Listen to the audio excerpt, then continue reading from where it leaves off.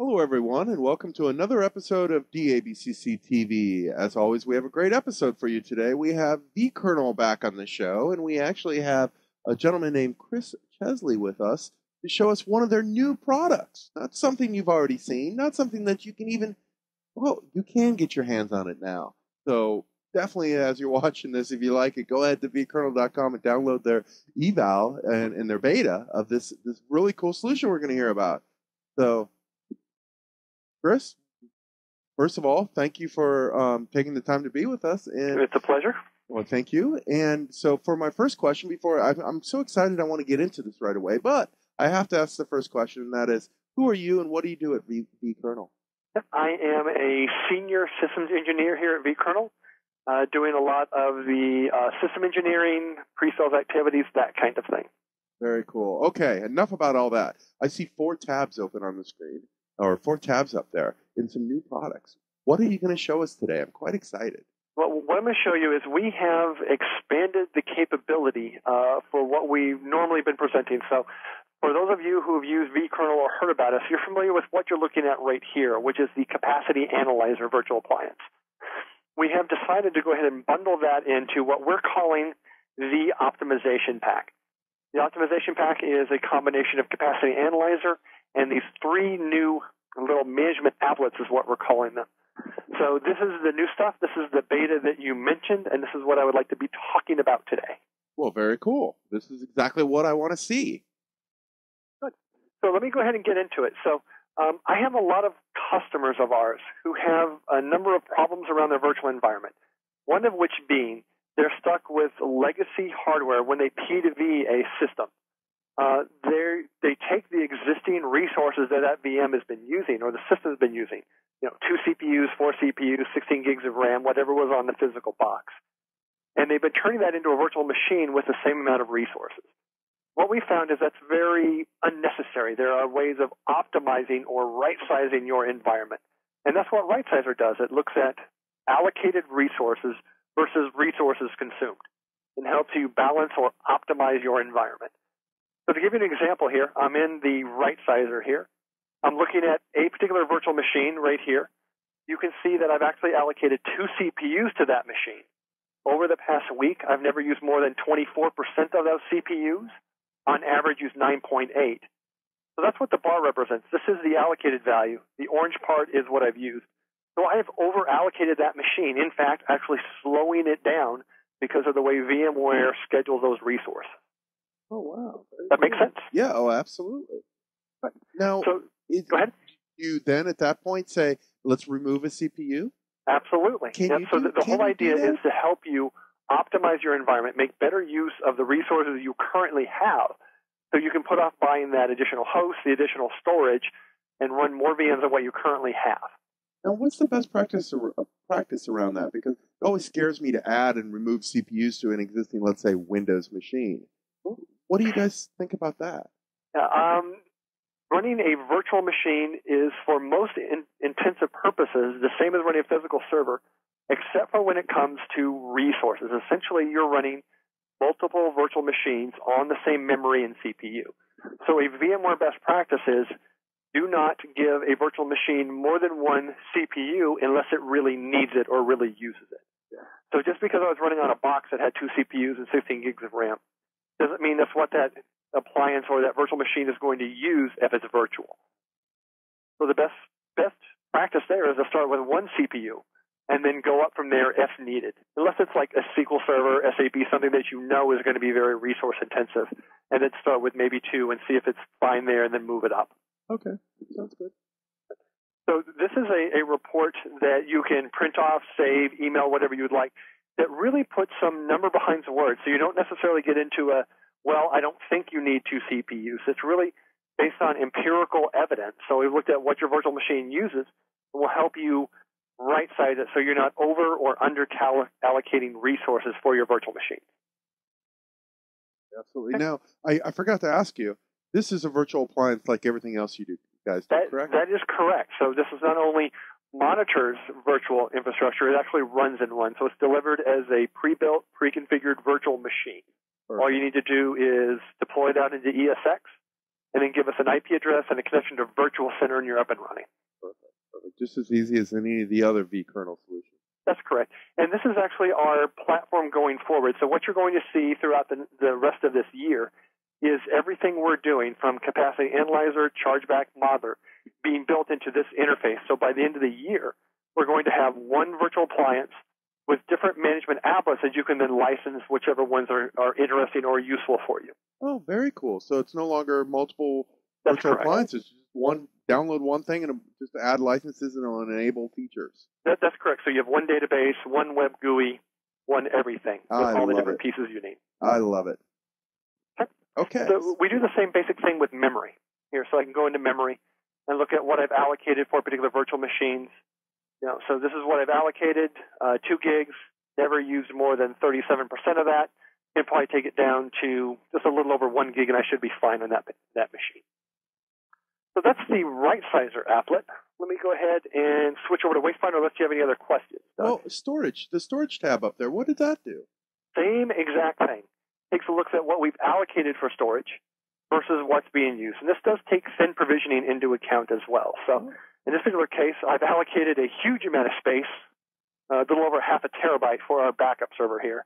And you can see that I'm really not using much of that. So in essence, I can really take that down to around 75 or 78 gigs and then be perfectly fine with that and then grow it as needed. Well, now what would be really neat is if you had a tool in there that would actually resize that for me. Yeah, and we're making some of those changes now. If I scroll over here to the right, I can essentially remove limits. Any change that doesn't require a VM to be shut down and restarted, we're doing initially. And then with the second or third release of this, we're going to start making those more complicated changes. We just want to make sure we get everything right. So when we actually do, delete a CPU, change the memory allocation, that we don't damage anything in the OS and everything's up and running correctly. Very cool. Very cool. Okay, so let's move forward. All right, Wastefinder.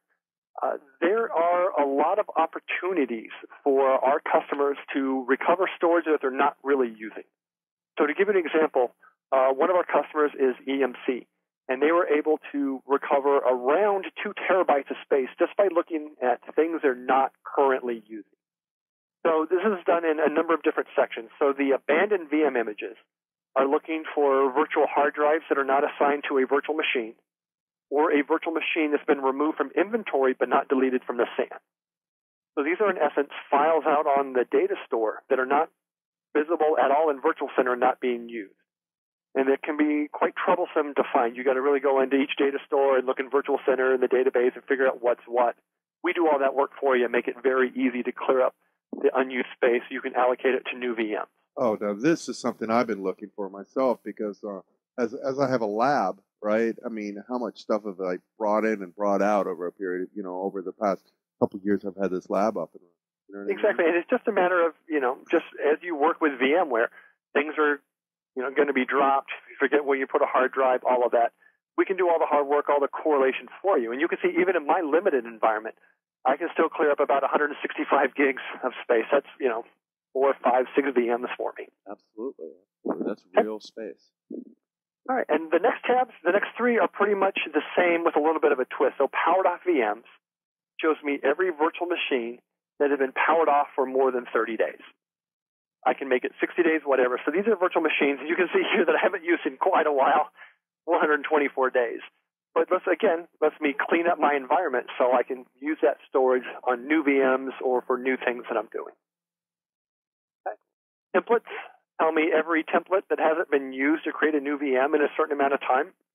Again, this is 30 days. So what do you think, Doug? Do you think I can get rid of my Windows 2000 server template? Oh, no, we need that. It still runs, so we might want that. But anyway, I haven't used it in a long period of time. So I think we could get rid of it. Probably. That's 9 gig I can use somewhere else. And then snapshots, same thing. Looking at snapshots that haven't been used in a long period of time. So we can clean those up. Yeah, and you can definitely get rid of that Linux. Right? Probably can, actually. All right, and the next one here is a little more complicated, but very useful. Zombie VMs. These are virtual machines that are on but not being used. So what we're doing here is we're taking a snapshot of how that virtual machine uses resources. We then monitor that VM over 2 weeks, 30 days, etc., and see if it deviates. If there's no spike of activity or no drop in activity, you can safely assume that that VM is on and idling and not really doing anything. So we can certainly point you in the direction of virtual machines that users are not currently using or haven't used in a period of time. You can then target those for powering off and removal as well. That makes sense. Well, one of the list of the example VMs you have here is the license server. And that makes me think, could you ever run into a server, let's say like a license server, that is used but very low overhead on the thing? It hardly ever does anything except for maybe spits out a few licenses. Could you do something wrong and accidentally get rid of one that you don't want? Absolutely. The thing we're doing here is it doesn't matter what level of activity that virtual machine has. We just make sure that it doesn't deviate from that. So we look at what it's currently using now, whether it's 8 gig, 20 gigs, disk I/O, all the rest of that. We then monitor it going forward to see if it changes at all. And there are cases where your virtual machines are not zombies. It's just not very busy, but it does a very important function. You can go in then and do an exclusion, so I can say, all right, do not recommend this server to be a zombie VM. I know what it's doing. Don't show me that recommendation. And we can do those very easily as well. Very cool. Very cool. Yep. So this has been really helpful to a lot of our customers, both RightSizer and WasteFinder. The next one is also very interesting in that this is an inventory tool. We found a lot of customers have a great number of VMs and have a need to sort or find particular VMs. So to give you an example, one of our customers in California was asked by their manager to produce a report of every virtual machine that a particular user made during the year, just to see what kind of activity they've been doing. Well, doing that in Virtual Center can be very time-consuming, but Creator is one of the fields that we collect here. So all I need to do is change to Creator and then type in a few initials of the user, and pretty much real time, there's every virtual machine I created this year. Oh, neat. I can then sort on particular creation dates, allocated values, powered on state. I mean, there's about 80 different variables that we track in here. So I can very quickly get a list of VMs that I'm looking for an inventory, change report, any of those types of things. Very, very cool. Is there anything else you'd like to show us? What about the That's setting? pretty much it for the optimization pack. I think with that and what we do in Capacity Analyzer, they're a really great fit and have really helped our customers run between 10 and 25% more VMs on the same hardware, just increasing the value you're getting from virtualization. Oh, absolutely, absolutely. What about the settings button down there? What kind of settings do we have to play with? We have all kinds of settings. So down here, I have user access, so I can control which users can see which VMs, which users can make changes, that kind of thing in here. Okay. And then we have the licensing feature where I can decide what hosts I want to monitor. So you're not required to license your entire environment. You can license whatever portion you want, your production, your lab manager, whatever that may be. Very cool, very cool. Well, that is very impressive. Have you made any changes within here to the chargeback or to Capacity Analyzer? Capacity Analyzer, we've done quite a bit of changes to, and we're working on a new edition of chargeback right here. For Capacity Analyzers, a lot of what we've done is given users the ability to drill down into specifics of what a problem is. So if I click on current bottlenecks, I get a very quick, easy overview of what's happening on a virtual machine. So for example, my SQL server here, I'm using 21% of the CPU allocated to it, but I've got a fairly high CPU ready peak of 7% in there. So that's something I probably need to take a look at. And even though this 91% memory utilization is a little high, since I'm not swapping or ballooning in there, I really know that that VM is getting all the memory it needs, and any problems I have are not related to virtualization. There's something to do with the internal SQL, or maybe I need to give it more memory, that kind of thing. And what we've done here is allowed you to double-click and drill down to any specific measurement, and it will then goes in and tells you a summary of exactly what's going on with that virtual machine or host or resource pool, and then makes at least one recommendation on if you wanted to improve the performance here. So I have currently given this VM 3 gigs. You can see that it's getting all of the required memory resources, so there's no issue as far as VMware is concerned. But if it's not performing well, I may want to think about actually giving it a little over 5 gigs of memory. That would certainly increase their performance. So if I'm looking for a performance boost, that's a good place to do that. Another thing that we've done is we've added a lot of good disk I/O measurement. So looking at how much each host is writing to each individual data store. So if I had an issue on a particular data store, like my SCSI Prod 1.1, if I drill down to that, I can very quickly see how much each individual host is reading and writing to the data store, as well as every virtual machine. So it's very easy to identify what's going on and who's part of the problem or causing the problem. So that's a very big improvement that we've been making to this. Yeah. Well, is there anything else you'd like to show us? We like to keep these, videos short and sweet, unlike the podcast. I think we covered everything we need to cover, Doug. Well, perfect. So I do have one more question, and that is probably the most important question, and that is, people are watching this video, they say, gosh, this is neat stuff, and I want to learn more, and I want to download this. What do they need to do? You go to www.vkernel.com. There is a download link where you can download the optimization pack, capacity analyzer, modeler, or chargeback.